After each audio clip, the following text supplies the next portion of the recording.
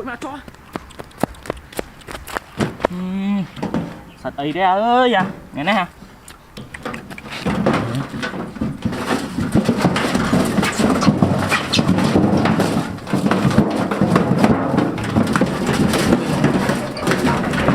trời ơi sẵn luôn đó là phần ăn đây món này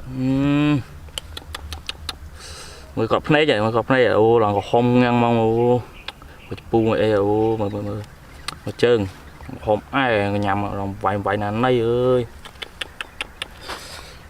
tôi lần vào đau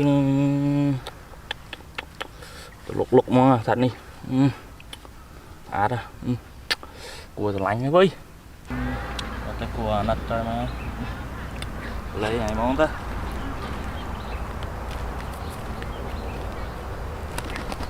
ba có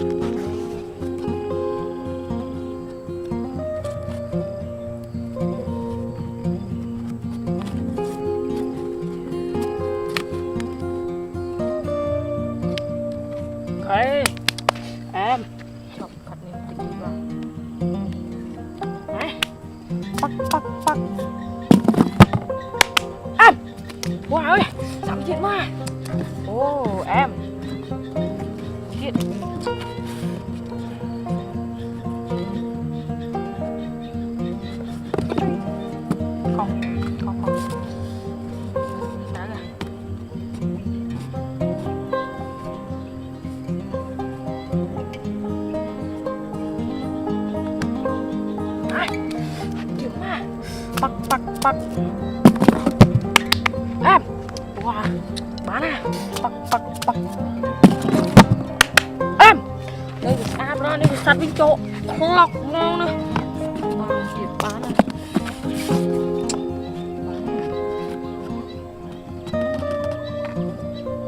Hả? Sao rất đẹp.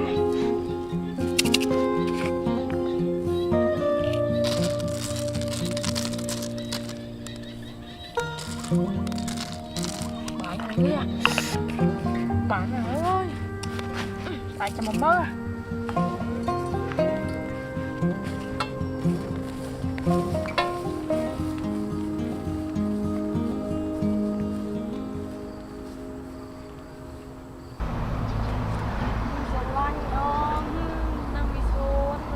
Sòng xe người nhắn na ôi chị ba đang chết tê nha quá rồi mở chuyện sao đây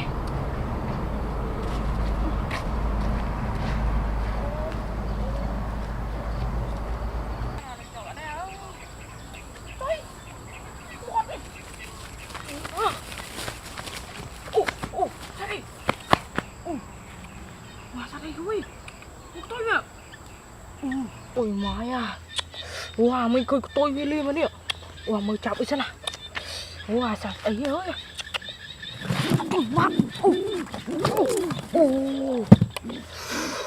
trời priếm thùng trời mày ơi sao đó vậy thật đích wow mua priếm thùng ơi sao đó priếm đi mà tôi về ơi vậy mà cái nhầm về à priếm đi thông xa cái xa đây ơi nó đãi em lè rồi ta ơi à thoải mái ơi à đòn nó bắt à đó nè đọ ta đi vô yeah